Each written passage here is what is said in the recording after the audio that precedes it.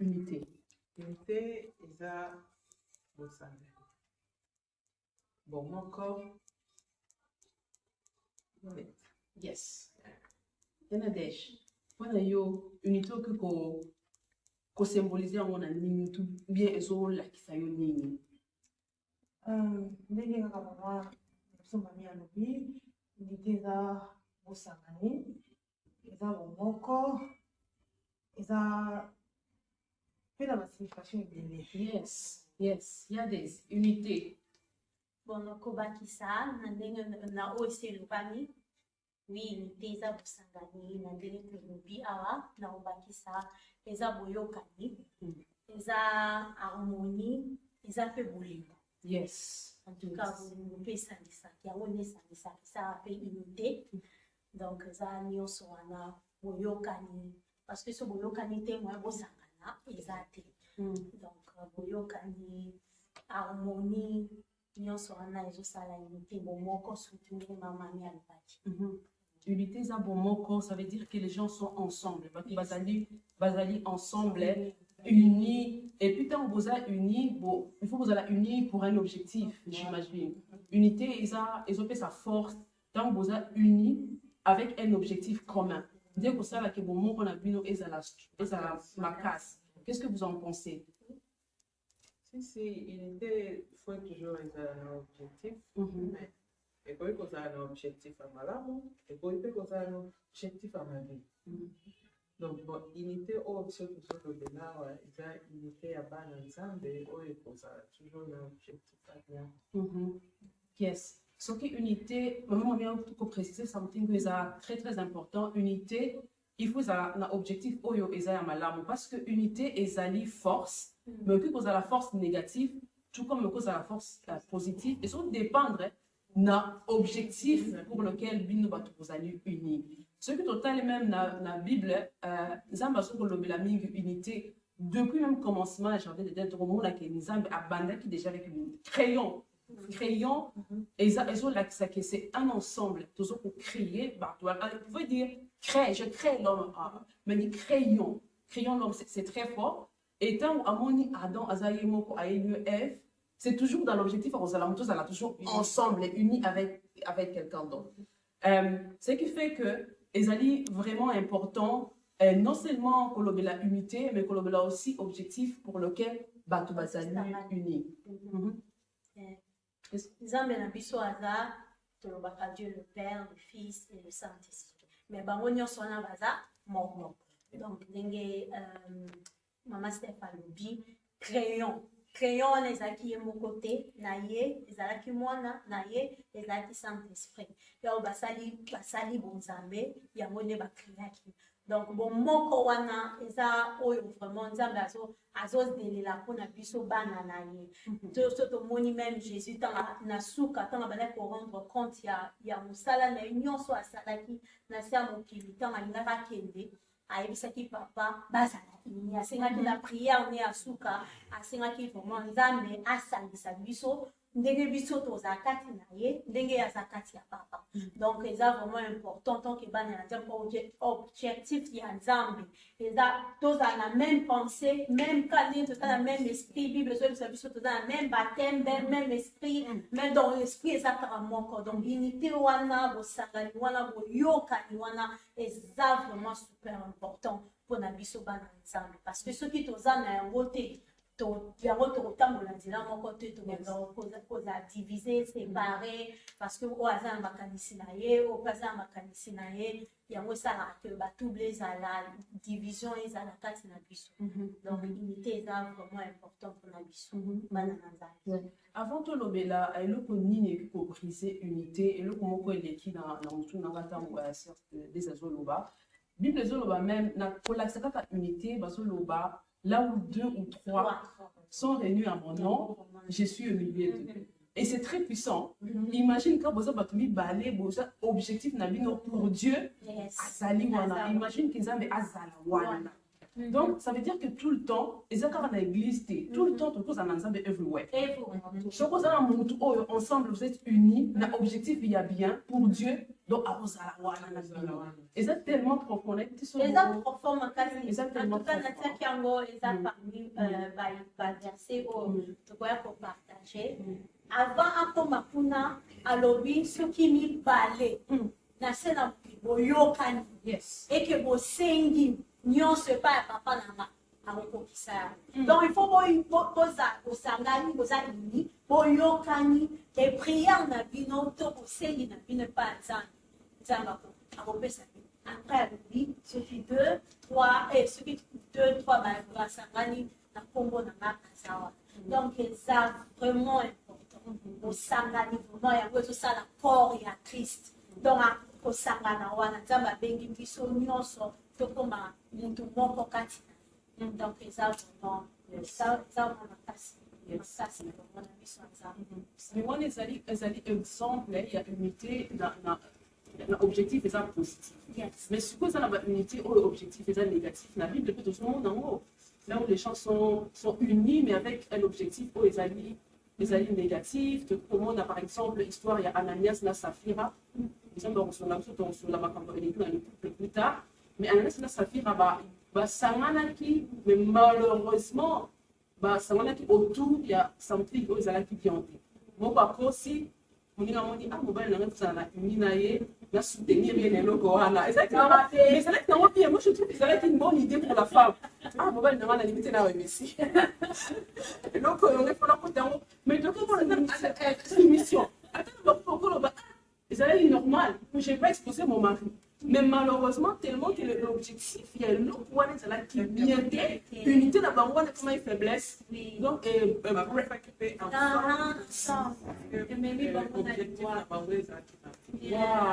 il faut kolobela yango mpe mama parce que olobi eloko moko très important donc ça veut dire que ceux qui bato baza unis mpona eloko ya mabe bakoki kopérir ensemble yes qu'est-ce que tu penses? Avec exemple, il y a Tour de Babel. Yes, amen. Yes. Je voulais venir là-dessus. Amen. Yes. Yes. Amen. Vraiment très important. Oui. Unité. Oui. yango wana nde base na nyonso ata na mokili tozomona boye bato basanganaka awa bakendaka na sa mpona kobeta fuko eza unité soutenir donc tozomona yango mpe na mokili bato basanganaka bakee baconcert ya mokili donc c'est ça bato batomelaka cigarette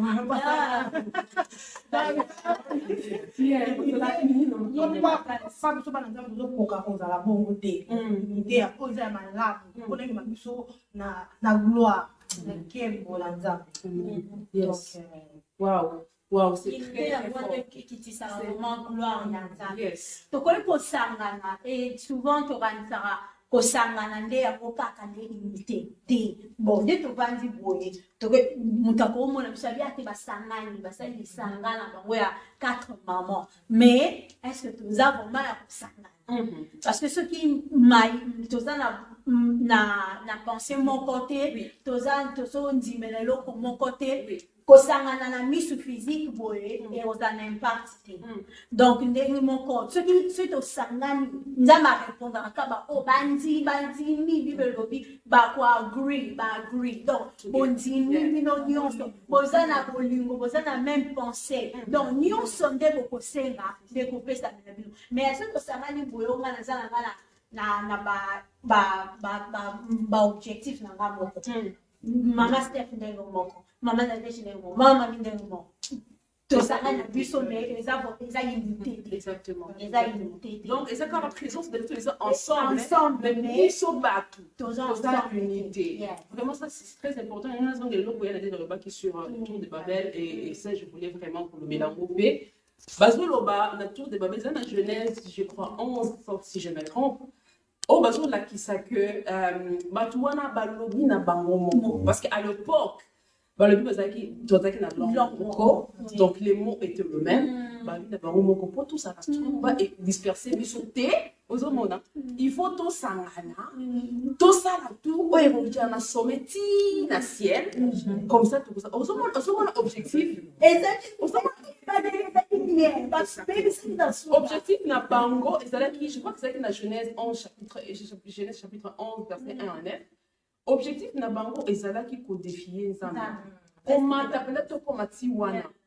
Et nous connaissons la suite, ce qui s'est passé, c'est que nous avons défié à donc, tout ça la unité, nous avons défié le créateur nayo et aussi, tout le monde va état na les lots. On voit des États. Aujourd'hui, on a des Nations Unies et tout ce que vous voulez, mais état na biso sont défier Nzambe. Et au finish, c'est ça qu'on disperse parce que Dieu, il reste Dieu.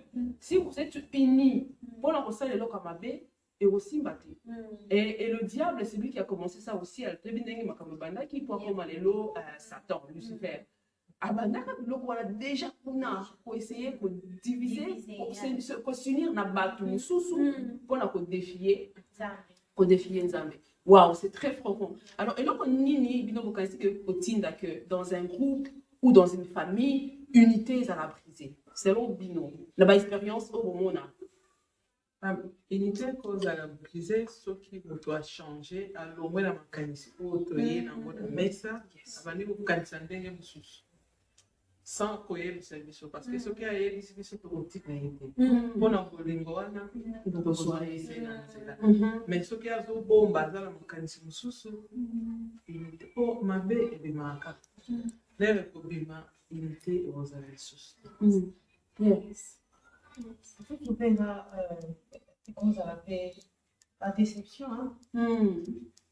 ça lui n'a pas les lots ça lui m'a bien l'oublié ça lui m'a bien et c'est le mot déjà amour réflexion et le mot unité confiance ici il y a tellement de choses pour écrire et qui va tout va qui il va la séparer et là vraiment va bloquer belé et tant que tu sanganaka bibezo yebisa biso bolingo ezala oyo esalaka omona moninga likolo na yo parce que unité ce qui oza na unité boza uni et que yo oza se sentir to oza komimona oza likolo ya moninga en tout cas oza na facilité à briser unité wana parce que okobanda kolinga s'imposer okobanda kolinga donc pour minimiser baninga en tout cas unité c'est ngarakote unité vraiment c'est ngaraté que omimona yonde oleki yonde oza likolo bano unité c'est ngaraké bino nyonso bomimona ke ndenge bible ezoloba toza corps de Christ ke nga ata naza mosapi naza important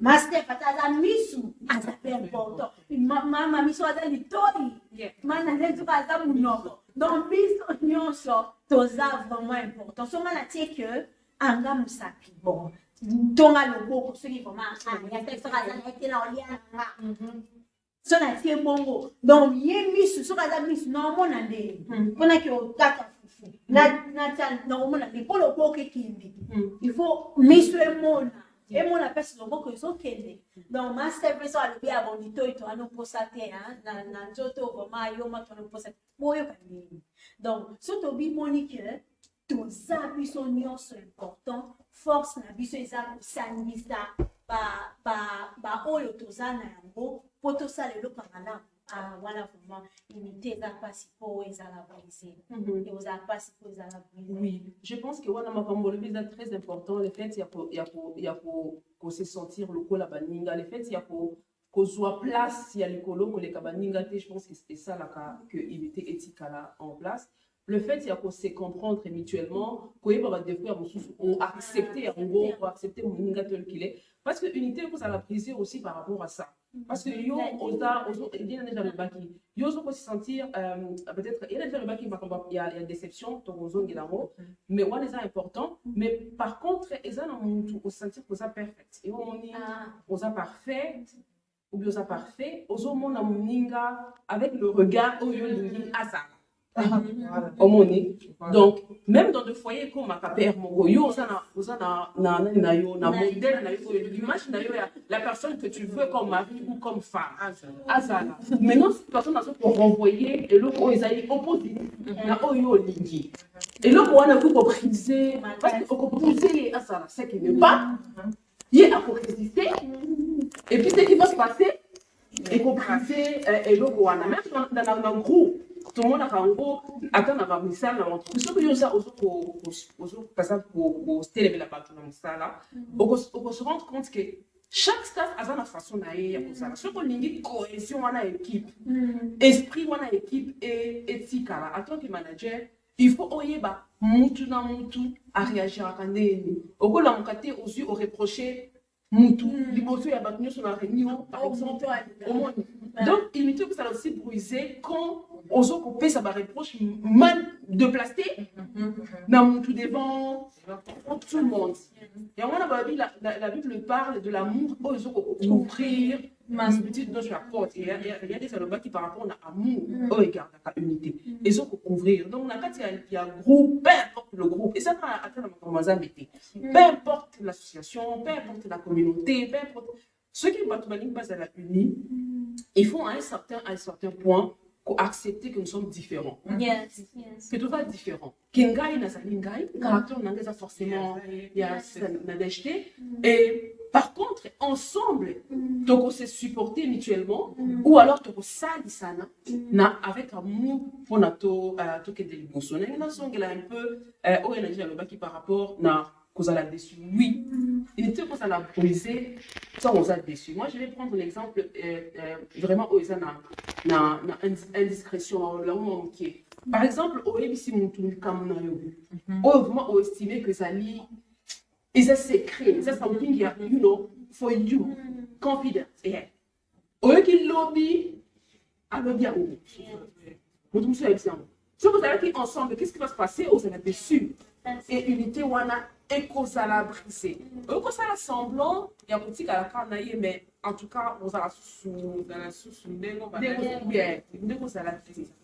le péché de langue, dans le monde on appelle péché à langue, tout ce qui est lié à langue est brisé à vraiment unité, ma casse, tout ce qui est lié à langue, le mensonge, la médisance, la calomnie, l'indiscrétion, et brisé à unité la langue sakanate. La unité ce qui dit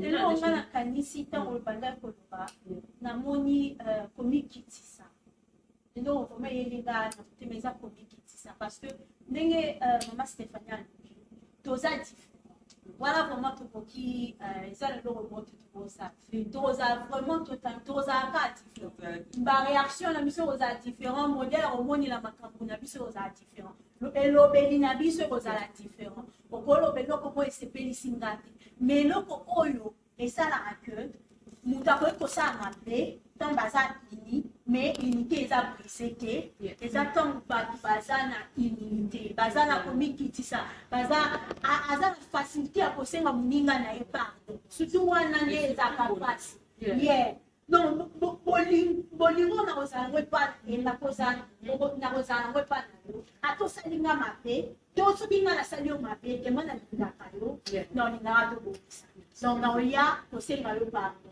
parce que lo mosu esalaka eza ke motu mpo asali moninga mabe soki aza même nga nalobaka ngo même force oza nango ya kosala zala mpe na double kutu baeffort mpona kobongisa en tout cas ezalaka vraiment important soki osali moninga mabe kende moninga soki alekisi yo te ndenge mama Stéphanie nayebisaki yo likambo ekomi epa bato mosusu ndenge te eloba yaya mama leki ndeko en tout cas monoko oyo emibetisi nga libaku tobala kometa lisolo lalo en tout cas vraiment limbisa na kosala lisusu non osali masimbo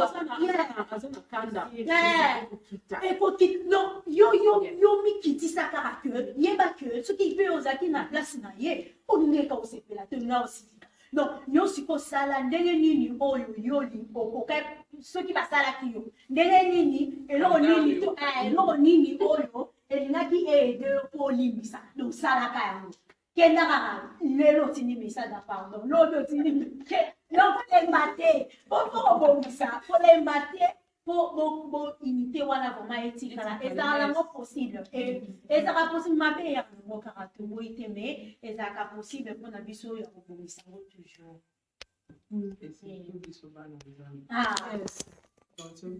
oui, unité doit continuer. Au monde unité est tellement vaste, et la thématique est tellement intéressant parce que unité au fait est allée forcer. Tout ce qu'on a le fait que unité soit une force, il faut qu'on tienne en tout que peu importe quand vous êtes unis, vous avez une force. Vous avez uni le comme B, vous avez uni le comme l'amour, vous avez une force. Malheureusement, force wana, vous avez soit négatif ou bien vous avez une force positive. Maintenant, la question on a se posé, vous avez uni na côté nini. Vous avez uni na côté nini. Est-ce que unité dans laquelle on s'allie, dans laquelle plutôt on s'allie, ils allient une force positive ou bien ils allient une force négative. Même il y a compagnie, la Bible dit la mauvaise compagnie et ce qu'on corrompt vraiment merci. Et ça c'est uni, non? Donc on se s'engage compagnie mon boyer et qu'on corrompt ma meilleure scénario. Ça veut dire force négative il y a mon toana et koya. Donc le makambo tout son après le makambo on a unité à ba groupe, unité à l'église, unité à la communauté, unité dans le foyer. Avant pour les cas, je pensais également par rapport à la rivalité. On a évité ce que l'on la rivalité, qui peut comprimer l'unité, la jalousie, la comparaison. Hein? Oui, quelque part, on s'est comparé, ils m'ont mieux retiré parce que l'unité, on ils allaient briser, non parce que l'autre, c'est la même mais parce que mon a assez retiré. Exactement. Moutouye moko a se retiré, moko a brisé pour ça parce qu'il y a mon qui est place dans les arrêtés, dans un côté, il y a des gens qui ont un complexe. Complexe soit il y a infériorité, soit il y a supériorité, on qui est dans ça, bah tout le monde ça m'a pas parce que pas raté. Parce que à niveau la raté, ils sont trop bas. Ou bien c'est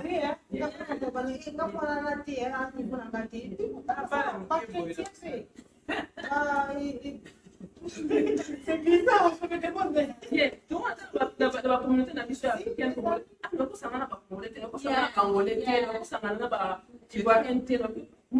déjà abrisé ensemble pour faire partie. Donc, pour briser l'unité, et forcément, tu as unité, mais nous sommes à se retirer sans que. Donc, ce qui est bon, pour ça, si vous voyez, ce qui est nango, et qu'on peut ça confiance, et qu'on peut ça confident, à Koya. Ce qui est des hommes. Comment on peut faire ceux qui brisent, ils ont brisé, ils ont. D'abord, eloko esalaka ke biso bana na nzambe to biso na bato nini ezala ça vient pas de Dieu d'abord division et ça pas na nzambe to to bana eloko wana to le bana nano ka biso na église d'abord ça vient pas de Dieu. Il y a déjà l'église, on a déjà la pensée là yo, il y a bien des déjà donc on dirait qu'il y a le but mort boé. Oui, les pistes sont déjà à ma vie, donc ils sont tellement difficiles. Oui, les pistes à ma vie, déjà dès le début, on s'est entendu la vie déjà à ma vie, c'est la qui est unité. Ma pasteur, on s'en là, todo changer. Todo ça, la conscience même, tout ça la conscience. On va voir ensemble sur le Saint-Esprit, sauf que d'autres qui sont à l'écart, on lit dans l'ensemble qui sont là. Que maman est, oh, ça les gens voilà, ça la communauté. Maintenant, est-ce que Bokani, c'est qu'il est possible qu'aux ont sa unité ou les a brisé? Si, c'est possible que nous sa unité ou les a brisé, bon, on a la bolingo. Parce que ceux qui a brisé, a pris sa capella, et quand il paye, les autres, on a un échec.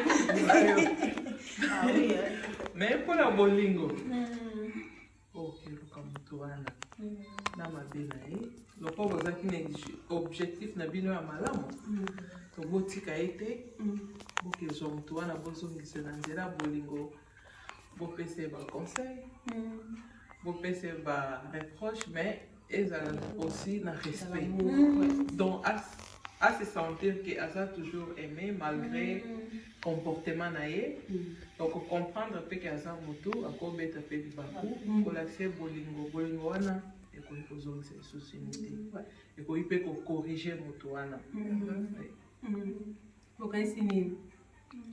si le colloque à moi m'a mis à l'objet ceux qui unité a brisé d'abord moto ya kotia confusion kotia delongo eza non eutaka epa nzambe te uti epa ya monguna nzambe esala ya nzambe te mpasi nzambe azali kimi ezalaka mpasi nzambe azali unité ezalaka soki mutu moko na kati ya lisanga aza kokoze bino tort problème to ça peut-être bilinga média et donc il faut ça ça faut prier d'abord pour la mutu wana faut prier pour l'esprit et ça kati na yo pousser peut-être à se comporter de la sorte. Mususu pe kozala peut-être rien il y a une fois et ça peut-être tout ça bah tout cas des moments mais to beta kamabaku et ça est normal tout le monde tout le monde nous sommes à ça carrière nous sommes tout le monde qui tout ça parfait donc OK ko solo na moninga et ça va pas si tout ça bah tout comme donc et aussi la jamais maramo ça ya kozala dessus donc ko ça ba problème na kata ya nini ya isanga ekotika aussi la te donc faut to ibani to bata ko chérir yango na bolingo na sagesse na ko aider moninga na ko prier pour na ye na ko supporter donc supporter moninga ko ba ke yo pe ko sala yango to ça ba to ba na ba difficulté c'est quand tu to ta bisika ebele to tu na ba place moko médication différente donc toujours apprendre qu'il y a comme Christ mais tout ça tout le niveau on a été c'est plutôt bien donc na bolingo wana tout ça na choisi il y a toujours que luka moninga basali mabe moninga oyo à se retirer peut-être comment que balinga te donc il faut faire comprendre que ça bongo te et ça bongo te les intentions na bisoté c'est un peu ça. Absolument. C'est un peu ça. Donc, on a posé avec ces paroles, on a rebondi dans le colombie, que la personne a créé peut-être des ordres, ou a sali qui évité à briser. Mais aussi ceux qui ont se retrouvé, ils ont des osali la personne ont créé en gros. Ils peuvent faire aux alana, na humilité wana, yakoya. Voilà, yakoya faut la négo lobaki, yakose kabolimisi, yakoya, yakomi kitisa yakoloba. OK. En tout cas, na nigi ko briser le koanate na ye. Est-ce que tu peux quand parce que dans votre bazar une idée que tout ça là qui on doit simbi le boko. Ce que tu qui boye quelque chose va passer. Mais tant que simbi moninga bo simbani muto ça fait par exemple ceux qui ont la beki au tellement pour la biso. Mais ce que tu qui yo ça veut dire que muto oyo ami qui retirer moko asa en danger. En réalité, il est en danger. Parce que à ça, sur la carte ensemble était. Ensemble, eux, la uni, et la fort. Mais yo, OK, on a la probabilité, ma cassi, il y a qui taper ça. Il y a qui taper ça. Oui. Les avres, mon tout y a, ma blessure, le famille a. Et on gagne ce qui n'a vu au bâtissa, et on a la caca que, au tala, et l'eau ligne sur sa raison où il y a imité, wana, et salini. Ce que lobby, les biso banana nzambe. Donc raison ce que nzambe, donc ça na choisi. Parce que banana nzambe to benga na to ça na banana nzambe. Et puis tes papa nini o za besoin bana bazala séparer. Nos familles za place ya bomoko. Famille za place o bino nyonso fo bozala vraiment na bomoko. Donc ce qui ezala biso o to sali mabete. Ezala na ye muto asali mabe. Ce qui to ebika to za bana ya papa moko. En tout cas, il faut que vous ayez la prière, la sagesse, la conseil, les autres et tout sont la proposition qui est comme salami.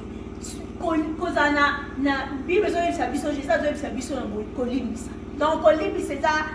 Na mutu oyo asali mabe il faut senga pardon na yo mutu baba sali yo mabe il faut za olimbisa donc sur olimbicité il faut yeba que yo pe papa na yo a olimbisa yo te donc condition il y a pardon au biso to sera ko pas papa et ça que biso to za capable de olimbisa naka j'ai ga ici biso na lo sambo ya notre père alobi limbisa biso ndenge biso pe to limbisa kaba onyo so basaka biso mabe donc ce qui olimbisi moninga te yeba que yo pe ozokanga pardon na yo olimbisi na yo et pas ya papa donc exemple moi aussi on a déjà appelé ça qui ya koloba que toza ba te ba ke biso nyonso ko komela biso en tout cas histoire on est dans la Bible o mosali mo azaki na miwa patron na ye ye aki kosenga bapesa ye temps patron amizimi abite ok alirakanisa ye mais alobi ok problème te kende zwa temps abimi kaka boya kutana ngai o ngapela zena nyongo na ye alobi te lelo kaka nyongo na ngai kuna ye azali na nyongo 100 livre awa ngai azaka na nyongo na 10 livre nalobi te yo vraiment il faut babeta o kaka po 10 livre ano faut pesa ngai o kaka tellement ndape mbongo ezalaki te basali ya zo atangisi nga ntango patron ayoki abi non yo mpona yo 10 livre okangisi moninga okomisi moninga na niveau ngai kutu 100 livre nanga napesi yo temps comment vous en témoignez ma belle aux hommes donc faut totia yango na mutu ke toza bato ndenge moko ya sali oyo mabe ntango mosusu ya tondi yo mais yo mabe osalaka baninga ozomona yanga ye ntango mosusu eza kotonga mais ntango mosusu yanga eza kofinga ntango mosusu yanga eza kotiola ntango mosusu yanga eza orgueil komona baninga ke baapamba nyonso wana biso tosali mabe biso nyonso tozosala mabe donc toyebaka ke ata soki nalobi te mpo mosusu lisumu biso okanisaka so nafingi mastefu bongo yes mpo so nafingi na kati ya motema mpe ayoki te eleki me epa papa eleki te ozomona epa papa eleki te me epa na ngai to epa ya stef eleki nango mpo ye ayoki na ye te ke nalobi pardon ye kuti te ayoki na yango te mais nzambe ayoki yango donc nga mpe kaka nasumuki donc toyebake biso no tosumukaka ye ntango mosusu aza na faiblesse ya kotonga mama mita mosusu ya ye eza ya kotiola mais biso nyonso mpe kaka tozaka na même tozaka na faiblesse donc et ça vraiment important c'est pourquoi au début tolobaki unité et ça le fait ya kozala ensemble comme ça physiquement unité ça d'abord spirituellement en esprit soki ofingi kana mokete ya motema yekutu aza mabe nayoki te mais papa et amoni bien que tout ça unité même si tout ça wana tout ça unité il y a wana deux fois au monde na kabila ou deux ou trois saloni à mon nom je suis au milieu de des personnes dans l'église mais pour dire que on a nzambé il faut vomir tout là est-ce que ça au milieu de nous est-ce que vous êtes réunis ensemble vraiment est-ce que Dieu est là on ensemble parce que beaucoup ça la wana tout le monde na mutu na ye asa na ba asa complètement ailleurs et que asa wana te ayeka kapona présent physiquement mais na mutu asa kuna te le Saint-Esprit descend yekutu et ça problème na yete donc ce qui fait que na ligomba ba na nzambe ozomona elo côté sentir gloire ya nzambe ozomona ngote parce que il y a oui parce que dans la loba kaka neti tomona bato mosusu mutu aza déjà na makanisi na ye négatif mpona image ya communauté image ya église ozomona moto azoya na église ake avandi mpo aza déjà na makanisi na ye mosusu mais azoyeba te ke église tozoya mpona kosangana donc aye wana avandi na coin na ye batei ye soki kaka litei esili bokangi kaka miso alingi komona moto te mpona nini mpo aza deja na makanisi mosusu na unité ebongaka eyaka na makanisi na yo akofungwama un esprit ouvert un esprit ya kolinga koyeba baninga un esprit ya koyeba kodire na comportement ya moto na moto église mpe esili otelemi mpe ozwi ata 2 minutes kaka ya kosola na moto moke ozoyeba bato mba mosusu image oyo ozalaki yango libanda eza lisusu te ekochange okoya lisusu na ndenge ya malamu mais soki moto aza retiré donc aza na makanisi na ye mosusu eza devoir na biso neti mpona ngai namonaka ke soki moto aza ndenge wana nakokaka napusana epa moto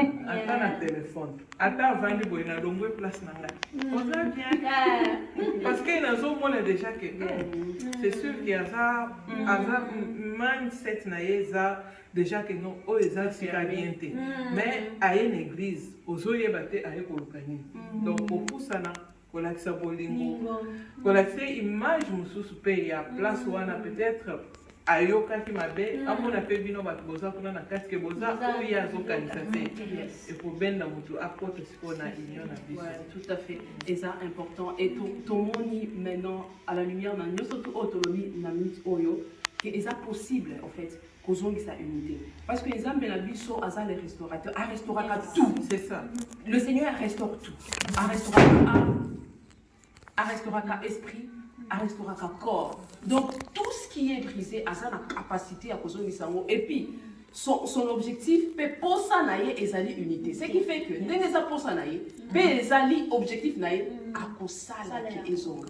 Donc ceux qui ont lingi kozongi sango croyez-moi nzamba kosali sa yo kozongi. Parce que lui-même il le un. Amen. Donc ce qui fait que alingi tozala ndenge wana. Donc ceux qui ont se retrouvé dans le canton loba, par exemple se retrouver que ozali éléments aux perturbateurs ou peut-être que au créa division quelque part, soit na libala na yo, na famille na yo, na quartier na yo, je ne sais pas, na musala na yo, c'est encore possible aux zonga, au yoka au créaki, même problème, au kiko zonga pe au kongisa na baninga. Et puis ceux qui eza yote, eza batu, de basala ki que yo se sentir retiré. Oza peka kana capacité wana ya kozonga malgré que ozali okiko limbisa ndenge tolobaki awa pour que unité wana ezonga. Donc merci en tout cas na ndenge bolandi biso. Donc pour lelo na repesa ba parole ya suka na ba maman parce qu'on va continuer. Donc to solliciter ndenge bo remarquer ko unité zali tellement vaste. Maintenant le soleil car rapport la collapsabino un tout petit peu le décor, il y a unité. Et tu ressens la unité dans le foyer, unité dans la communauté, unité dans l'église, unité dans notre environnement. Tu ressens par la grâce du Seigneur, on a jour à venir. Sister Mami, le bonheur à Souka. Le bonheur à Souka, tu vas dans Sengo. Il y a kosangana d'abord pour la unité et l'autre est vraiment ya mutu ya na vie ya mwana nzambe. Donc eux estandisi l'histoire eza nzambe ezali bolingo nzambe na yebike nzambe wana kopesa biso makasi ya prochainement toloba plus que auto bandi lelo. Donc nzambe kaka. Yes. Vraiment, merci beaucoup, Master, qu'on n'a pas trop encore fait ces bisous. Et pour partager ce sujet très important. Pas pour les personnellement. Et vraiment, merci. Nous avons ce bataille de bisous de l'eau, nous avons fait la bino, et puis ensemble, ce que vous avez idée, nini vous pouvez dire dans les commentaires et que vous allez là pour développer en gros. Amen. Merci vraiment, amen. Na mamnyoso oyo lobami awa, surtout ezaki mingi basé na maloba na Nzambe, eza vraiment amen pour na biso. En tout cas, tout sepeli ya makasi parce que Nzambe vraiment inspiraki biso moko na moko vraiment azanga kité ya kobakisa un plus na connaissance na biso tozana ngoya sio unité. Nzambe vraiment zo lokumu. En tout cas, libondeli na biso eza que auto sololi awa etikala. En tout cas, ils ont le col à semence, ou vraiment na mabele ya malamu, ou kobota vraiment na kati na biso, pe na kati na comme ya Christ, ou biso tozali, to na kati ya mabota, to na kati ya ndenge to petit exemple unité la place mosusu to kozala. Donc nzambe vraiment suka que otiango na motema maloba o toyoki koyeba que unité les a vraiment eza base na nyonso ndenge eza matin jambaki eza ma base na nyonso et ce qui est acquis brisé oluka kosala tout vraiment oluka kobongisa unité wana eza malamu mingi la opesaka versa suka mi besoin de biso eza vraiment doux et agréable mpona nini bafrère to biso tia basœur bana mabota ezala vraiment uni parce que wana nde place pamboli ezalaka mpe na bonheur. Donc, ça va pas. Amen. Ça va pas pour la vie, non. Shalom chez vous. Shalom. Bye.